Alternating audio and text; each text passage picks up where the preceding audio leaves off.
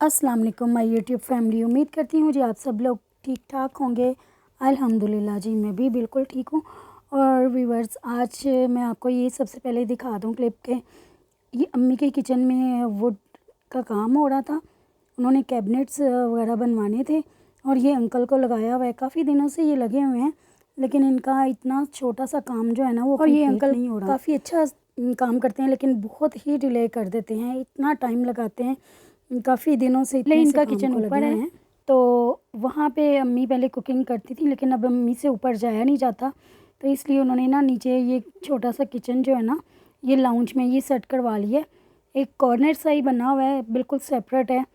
तो यहाँ पे वुड वर्क नहीं था हुआ, तो उन्होंने कहा कि कोई अच्छा सा एक्सपर्ट मिले जिससे हम काम करवा सकें। तो बस फिर जब ये सारा काम हो जाएगा तो ये इनका ये जितना खलारा वगैरह पड़ा हुआ है ये थोड़ा सा समेटा जाएगा। बाकी किचन का सामान इनका ऊपर वाले किचन में। बस फिर घर के कुछ काम शुरू करवा लेना तो ये लोग निकलने का नाम ही नहीं लेते। तो तब कहेंगे कि एक हफ्ते का काम है, लेकिन करते करते इन्होंने 1 मंथ तक ले ही जाना होता है। तो सबके साथ ही ऐसा होता होगा।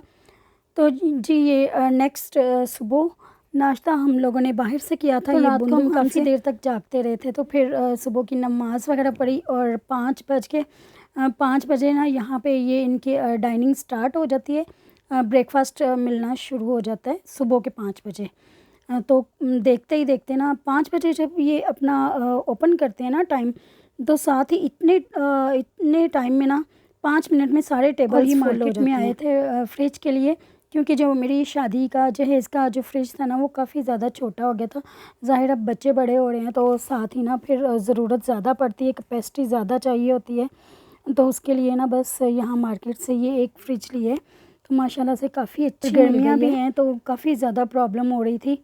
इस वजह से ना मैंने ये सोचा कि अब जब भी फ्रिज लेंगे ना बड़ी ही लेंगे, ताकि ये काफ़ी टाइम तक चल जाए। पहले के व्लॉग बना के मैंने ये रखा जिसको मैंने आज के व्लॉग में ही शामिल कर दिया। तो क्योंकि वीडियो बनी हुई थी, तो फिर मैंने कहा कि ऐसे डिलीट करने का कोई फ़ायदा नहीं, तो चलो इसको भी ना साथ ही शेयर कर देते हैं। तो यहाँ पे मेट्रो स्टोर आए थे। मेट्रो काफ़ी करीब पड़ता है मुझे। तो वैसे भी ग्रोसरी करने का मज़ा जो है ना ये मेट्रो स्टोर से ही आता है। तो एक मैट्रेस भी चाहिए था, क्योंकि ये मैट्रेस ना गर्मियों में बहुत काम आता है कि आप जहाँ मर्ज़ी इसको ना स्प्रेड करके तो आप इस पे बैठ जाएं, लेट जाएं। ये काफ़ी गर्मी ना ज़रूरत की चीज़ है, तो कब से कह रही थी कि ये भी लेना है।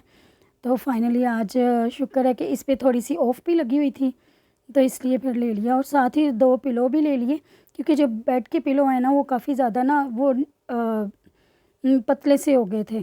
तो मैं चाह रही थी कि कोई अच्छे से पिलो भी ना साथ ले लिए जाएं। और इनकी ना ये बेडशीट पे भी ऑफ़र लगी हुई थी, तो बेडशीट भी ले ली। और इतनी इन्होंने ज़्यादा प्राइस रखे थे कि जितने में डबल शीट आ जाती है ना उतने में इन्होंने सिंगल लगाई हुई थी। फिर लेनी तो वैसे 2 थी और फिर एक ही ले ली इसके सिंगल के लिए। और आपको पता है कि घर की ज़रूरत है तो ख़त्म ही नहीं होती। एक चीज़ लेने के लिए निकलो तो साथ ही देख के ना ये होता है कि हाँ ये भी ले लें, ये भी ले लें।